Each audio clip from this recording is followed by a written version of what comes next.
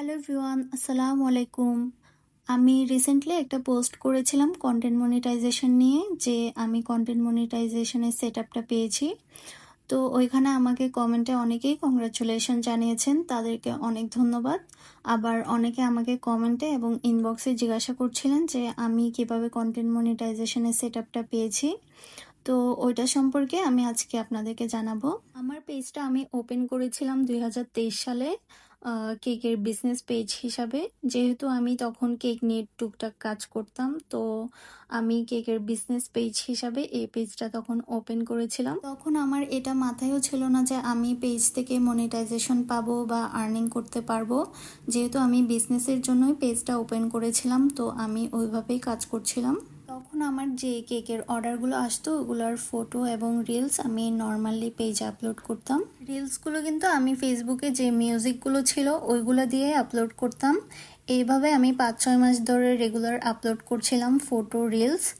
তো আমি দেখলাম আমার রিলসগুলোতে কিছু ইস্যু আসছিল, মানে আমার রিলসগুলো মিউট হয়ে যাচ্ছিল, আবার কিছু কপিরাইট ইস্যু আসছিল। তো ইস্যুগুলো দেখে আমি ভয় পেয়ে গিয়েছিলাম, যেহেতু আমারটা বিজনেস পেজ, আবার যদি কোনো প্রবলেম হয় তখন তো পেজটাই বন্ধ হয়ে যাবে।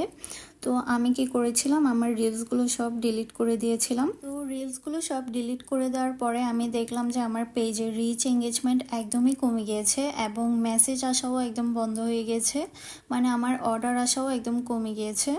যেহেতু আমারটা অনলাইন বিজনেস, তো অনলাইন বিজনেস মানে হচ্ছে নিজের বিজনেস নিজেকে প্রমোট করতে হয়, মানে নিজের কাজগুলো সবার সামনে তুলে ধরার জন্য ফটো, ভিডিও, রিলস এগুলো আপলোড করতে হয়।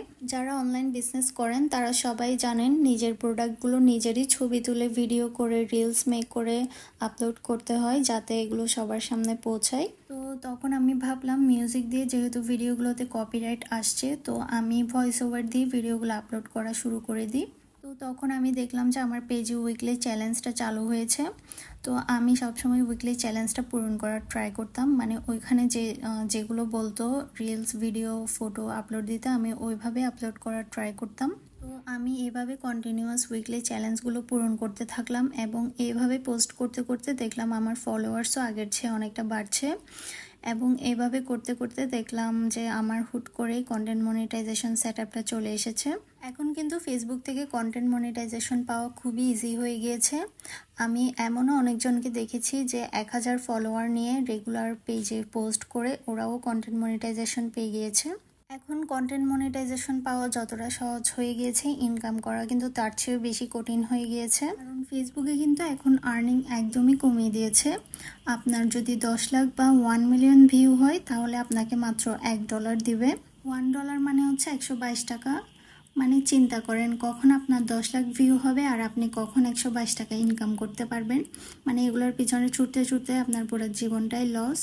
এর চেয়ে ভালো আপনি অন্য কিছুতে ফোকাস করেন, স্টাডি করেন, বিজনেস করেন বা জব করেন, এর চেয়ে আরও অনেক ভালো ইনকাম করতে পারবেন। ফেসবুক, ইউটিউব এগুলো যদি চালাইতেই চান তাহলে নিজের ইনকাম সোর্স আগে ঠিক রেখে এগুলো আপনি অপশনাল হিসেবে করতে পারেন। আর আমি ভিডিও, রিলস এগুলো মেক করি শুধুমাত্র আমার বিজনেসের প্রমোশনের জন্য।